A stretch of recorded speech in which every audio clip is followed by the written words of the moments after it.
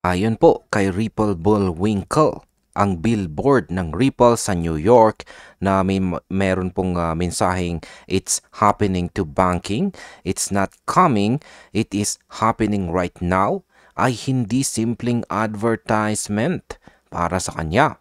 Ito raw ay isang sinyalis na nagsasabing aktibo na ngayon ang mga pagbabago sa banking system gamit po ang technology ni XRP.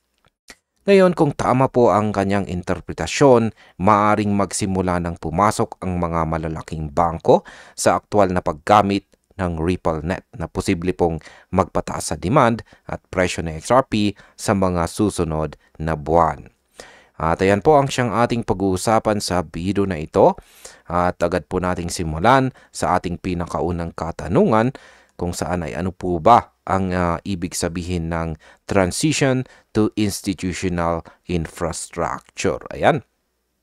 Sabi po rito ay the analyst explained that Ripple has moved from being a startup to becoming a structural layer for financial institutions, signaling that banks are quietly integrating the system behind the scenes. Ayan, ano nga bang ibig sabihin yan?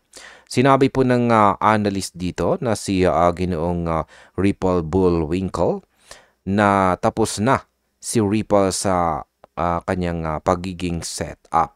Sa ngayon ay isa na raw itong infrastructure layer na ginagamit ng mga bangko para sa settlement at liquidity.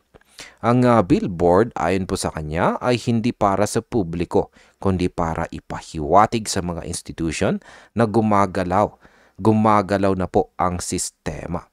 Kaya ang market impact po dito ay kapag totoo ito, magiging malaking hakbang ito para kay XRP dahil magpapatibay po ito ng kanyang position bilang utility coin sa global finance.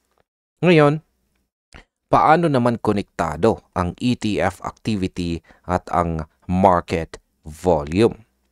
Yan ang sabi po rito, the analyst connected rising ETF interest and increasing trading volume to the same coordinated movement among key financial players. Ayan, ano nga bang ibig sabihin yan?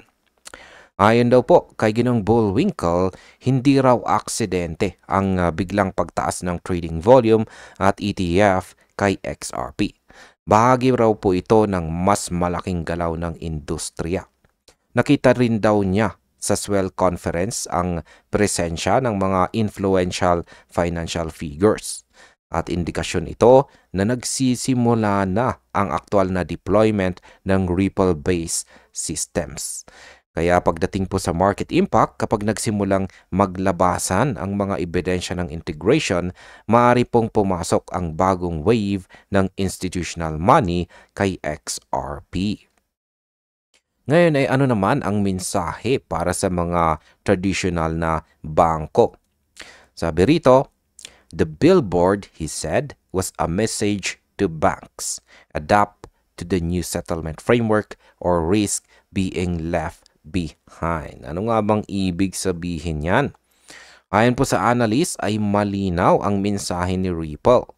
Oras na raw para mag-adjust ang mga traditional na bangko. Kung hindi po sila sasabay, maiiwan sila sa bagong sistema ng blockchain settlement na pinangungunahan ni XRP. Kaya ang market impact po dito ay maring ito ang simula ng tuloy-tuloy na adoption phase kung saan magiging bahagi na ng daily banking operations ang Ripple technology.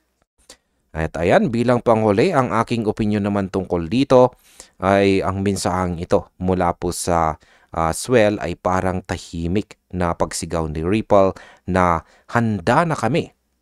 Kung tama si Ginoong Ripple Bullwinkle dito, nasa operational phase na nga si XRP at hindi na puro plano, kundi actual execution na. Kaya para po sa atin bilang mga traders at investors, ito ang sinyales na dapat po nating bantayan ng mabuti. At ayun, hanggang dito na lamang po tayo sa video na ito mga ka-crypto. Maraming salamat sa panunood.